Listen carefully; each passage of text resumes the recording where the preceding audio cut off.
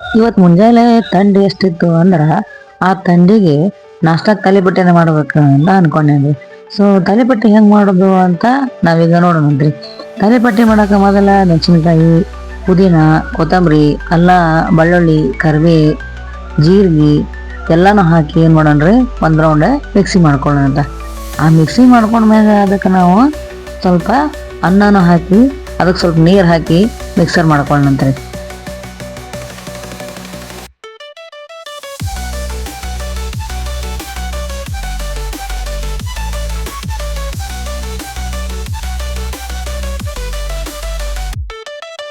ನೋಡ್ರಿ, ನಾವು ರುಬ್ಕೊಂಡಿದ್ದೆ full fine paste ಆಗ್ಬೇಕದು.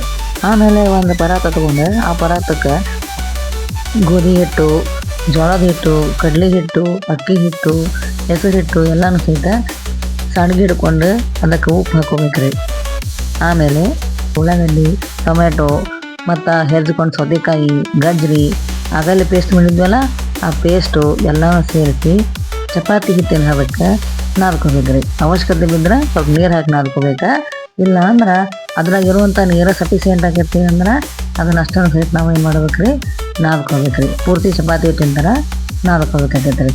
Thalipattu ಒಳಗೆ ಎಲ್ಲ ರೀತಿ ಹಿಟ್ಟು, ತರಕಾರಿ ಕುಡಿಯೋದ್ರಿಂದ ಮಕ್ಕಳಿಗೆ, ದೊಡ್ಡವ್ರಿಗೆ ಎಲ್ಲರಿಗೂ ಕೂಡ ಒಳ್ಳೆಯ ಪೋಷಕಾಂಶಯುಕ್ತ ಆಹಾರ ಅಂತ ನಾವು ಇದನ್ನು ಹೇಳ್ಬೋದು ರೀ.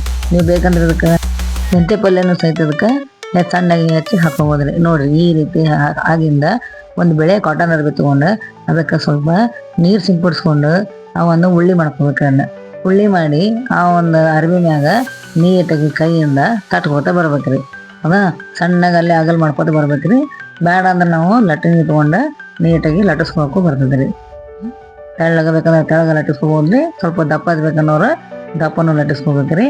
ಆಮೇಲೆ ಕಾಳು ಹಂಚಿಗೆ ಎಣ್ಣೆ ಹಾಕಿ ಆ ಎಣ್ಣೆ ಹಾಕಿದ್ಮ್ಯಾಗ ಲಟ್ಟಿಸ್ಕೊಂಡಿರ್ತೀವಲ್ಲ ಅದನ್ನು ಸಹಿತ ಹಾಕ್ಬೇಕ್ರಿ. ಹಾಕಿ ಎರಡೂ ಕಡೆನೂ ಆ ಕಡೆ ಈ ಕಡೆ ಚೆಂದಾಗಿ ಬೇಯಿಸ್ಬೇಕ್ರಿ.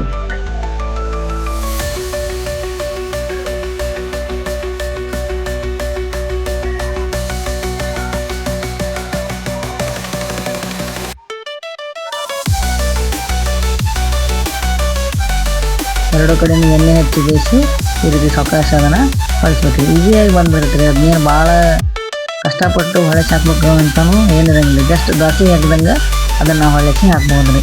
ನೋಡಿರಿ, ಈಗ ನಮ್ಮ ಒಂದು ಬಿಸಿ ಬಿಸಿ ಆದಂಥ ತಾಲಿಪಟ್ಟಿ ರೆಡಿ ಆದ್ರಿ. ಇದನ್ನು ಮೊಸರು, ಕೆಂಪು ಖಾರ, ತುಪ್ಪ, ಕೆಂಪು ಖಾರ ಇದರ ಜೊತೆ ಅದನ್ನು ನಾವು ಏನು ಮಾಡ್ಬೋದು ರೀ, ತಿನ್ಬೋದು ರೀ.